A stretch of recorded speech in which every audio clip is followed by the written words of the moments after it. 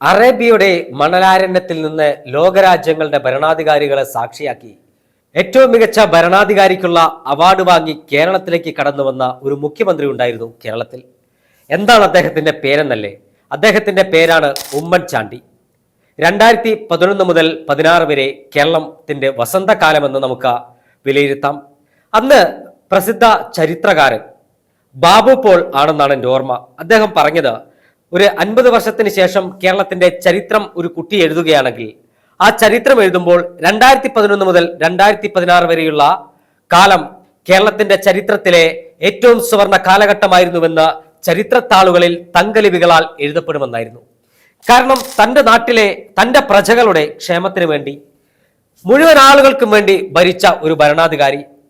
അദ്ദേഹത്തിന് നടപ്പിലാക്കിയ വികസന പദ്ധതികൾ, കൊച്ചി മെട്രോ, കേരളത്തിലെ എല്ലാ ജില്ലകളിലും മെഡിക്കൽ കോളേജുകൾ തുടങ്ങി നിരവധിയായ പദ്ധതികൾ, എല്ലാ നിയോജക മണ്ഡലങ്ങളിലും സർക്കാർ കോളേജുകൾ, അടിസ്ഥാന വിദ്യാഭ്യാസത്തിനും ഉന്നത വിദ്യാഭ്യാസത്തിനും ഗതാഗത സൗകര്യങ്ങൾക്കും എല്ലാം ഒരു മനുഷ്യന് വേണ്ട ഒരു മനുഷ്യന് ആവശ്യമായ എല്ലാ കാര്യങ്ങളിലും ഇടപെട്ട് ഒരു ഭരണാധികാരി എന്തായിരിക്കണമെന്ന് ജനങ്ങൾക്ക് കാണിച്ചു കൊടുത്ത അറേബ്യയുടെ മണലാരണ്യത്തിൽ ബഹ്റൈന്റെ പവിഴദ്വീപിൽ നിന്ന് അവാർഡ് വാങ്ങിയ ആ മുഖ്യമന്ത്രി കേരളത്തിലെത്തിയപ്പോൾ അദ്ദേഹത്തെ പൂമാലകൾക്ക് പകരം കല്ലേറുകൾ കൊണ്ട് സ്വീകരിച്ച ഒരു രാഷ്ട്രീയ പാർട്ടിയുണ്ട് കേരളത്തിൽ.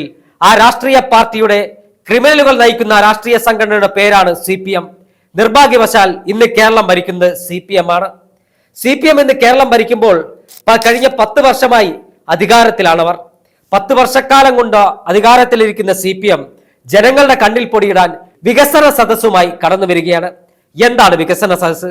കഴിഞ്ഞ 10 വർഷമായി ഒരു പദ്ധതി പുതുതായി നടപ്പാക്കാനില്ലാത്ത അക്രമവും കൊലപാതകവും സൽഭരണവും വിലക്കയറ്റവും കൊണ്ട് പൊറുതിമുട്ടിയ കേരളത്തിലെ ജനങ്ങളുടെ തെരഞ്ഞെടുപ്പ് മുന്നിൽ കണ്ട് കണ്ണിൽ പൊടിയിടാൻ 14 ജില്ലകളിലും വികസന സദസ്സ് നടത്താൻ പോവുകയാണ്.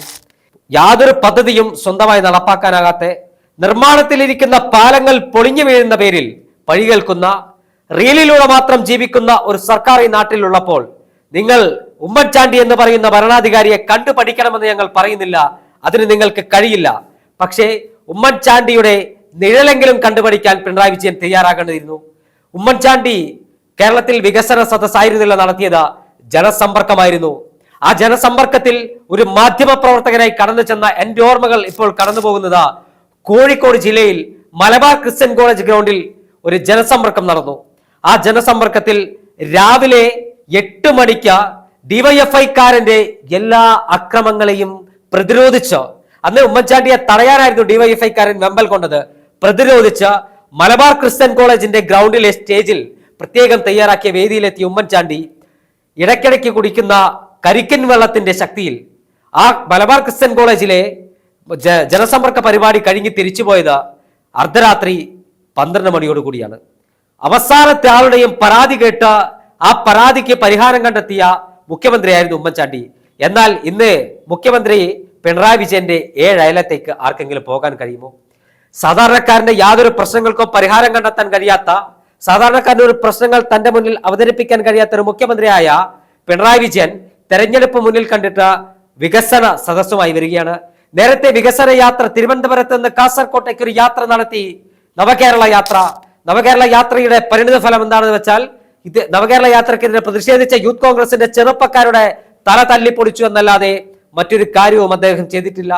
പുതുതായി ഒരു പദ്ധതി നടപ്പിലാക്കാൻ കഴിയാത്ത, കേരളത്തിന്റെ വികസനത്തിന് വേണ്ടി യാതൊന്നും ചെയ്യാൻ കഴിയാത്ത, കേരളത്തിന്റെ ഖജനാവ് കൊള്ളയടിക്കുന്ന, കേരളത്തിന്റെ ഖജനാവിലെ പണമെടുത്ത് റീൽസിന് വേണ്ടി PRD പരസ്യത്തിന് വേണ്ടി ചെലവാക്കുന്ന മുഖ്യമന്ത്രി പിണറായി വിജയൻ വികസന സദസ്സ് നടത്തി കേരളത്തിലെ ജനങ്ങളെ വീണ്ടും കബളിപ്പിക്കാൻ പോവുകയാണ്. എന്തായാലും ഈ കബളിപ്പിക്കലിന് ഇത്തവണ ജനം വീഴില്ല എന്നുറപ്പാണ്. കാരണം 2026 നിയമസഭാ തെരഞ്ഞെടുപ്പിന്റെ കാഹളം മുഴങ്ങാൻ കാത്തിരിക്കുകയാണ് കേരളത്തിലെ ജനങ്ങൾ. കർഷകരും കർഷക തൊഴിലാളികളും വിദ്യാർത്ഥികളും യുവജനങ്ങളും യുവാക്കളും ഉൾപ്പെടുന്ന കേരളത്തിന്റെ ആഭാലവൃദ്ധം ജനങ്ങൾ ഈ 2026 നിയമസഭാ തെരഞ്ഞെടുപ്പിന് വേണ്ടി കാത്തിരിക്കുകയാണ്. കാരണം 2 തവണയായി തങ്ങൾക്ക് പറ്റിയ അബദ്ധം തിരുത്താൻ പോളിംഗ് ബൂത്തിലേക്ക് ചെല്ലുമ്പോൾ അരിവാൾ ചുറ്റിക നക്ഷത്രത്തിനെതിരെ കാണുന്ന കൈപ്പത്തി ചിഹ്നത്തിൽ വോട്ട് രേഖപ്പെടുത്താൻ അവർ കാത്തിരിക്കുകയാണ്. കാരണം ഇനി കേരളത്തെ നരകത്തിൽ നിന്ന് നരകത്തിലേക്ക് തള്ളിയിടാൻ ജനങ്ങൾ ഒരുക്കമല്ല. നിലവിൽ കേരളത്തിലെ ജനങ്ങളെ ഐസ്യുവിലാക്കിയിരിക്കുകയാണ്. ഒരു തെരഞ്ഞെടുപ്പിൽ കൂടി CPM അധികാരത്തിൽ വന്നാൽ ജനങ്ങൾ വെന്റിലേറ്ററിലാവുമെന്ന കാര്യത്തിൽ തർക്കമില്ല. അതുകൊണ്ട് തന്നെ വികസന സദസ്സ് പോലെ കേരളത്തിലെ നികുതി പണമെടുത്ത്, ഖജനാവിലെ പണമെടുത്ത് കേരളത്തിലെ ജനങ്ങളെ കൊള്ളയടിക്കുന്ന മുഖ്യമന്ത്രി പിണറായി വിജയന്റെ നാലാംകട രാഷ്ട്രീയത്തിന് കേരളത്തിലെ ജനങ്ങൾ മറുപടി കൊടുക്കുമെന്ന കാര്യത്തിൽ തർക്കം വേണ്ട.